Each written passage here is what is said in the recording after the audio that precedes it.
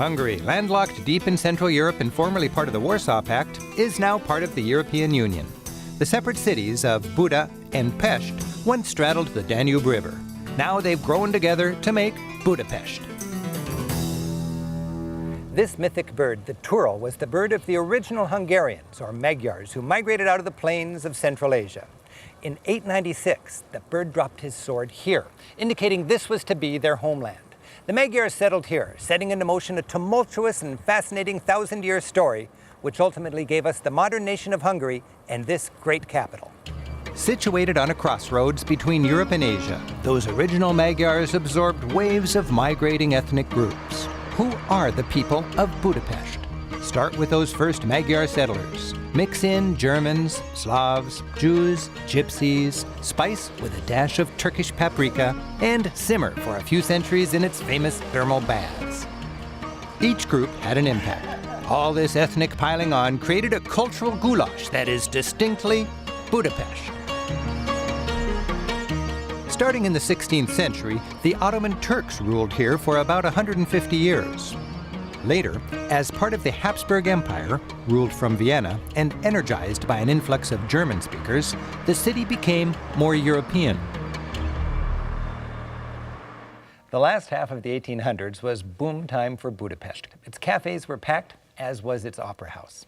The Habsburgs agreed to a treaty, making Hungary a junior partner in a vast realm it now called the Austro-Hungarian Empire. As Vienna's second fiddle, Budapest governed a huge chunk of Eastern Europe. The boom peaked with a flurry of construction, working up to a grand party in 1896. It was Hungary's 1000th birthday. Like so much of Budapest, Hungary's parliament was built for the big 1896 party. Its elegant neo-Gothic design and riverside location were inspired by its counterpart in London. It's enormous, with literally miles of grand halls designed to help administer that sprawling multinational Habsburg Empire.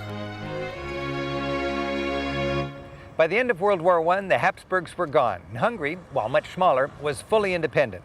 But then came the Nazis, followed by the communists. That elusive freedom was finally won after the fall of the Soviet Union in 1989. And since then, the city has blossomed. Today, Hungary rules only Hungary, and it's ruled not by an emperor, but by democratically elected representatives who legislate from what's now a palace of democracy. Like Vienna, Budapest feels more grandiose than the capital of a relatively small country. But the city remains the cultural capital of Eastern Europe with a keenly developed knack for good living. You can enjoy that Hungarian joy of life at the Széchenyi Baths. Soak with the locals. Of the city's 24 or so traditional mineral baths, this is the most accessible and fun. Budapest is hot, literally. It sits on a thin crust over thermal springs which power all these baths. Both the ancient Romans and Ottoman Turks enjoyed these same mineral springs. They still say, poke a hole in the ground anywhere in Hungary and you'll find hot water. Magyars of all shapes and sizes squeeze themselves into tiny swimsuits and strut their stuff. Babushkas float blissfully in the warm water. The Speedo-clad old boys club gathers pensively around soggy chessboards. And the Circle of Rapids brings out the kid in people of all ages.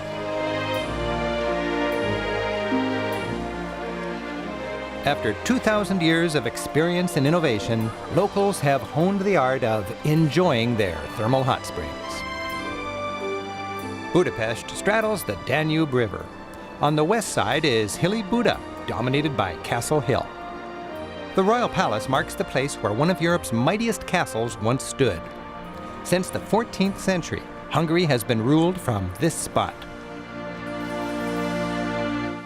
As World War II drew to a close, Buda became the front line between the Nazis and the approaching Soviets, who sieged this hill for several months. Today's palace, rebuilt from the rubble of World War II, may not be worth touring, but it sits on soil drenched in Hungarian history, and it's close to the soul of this nation.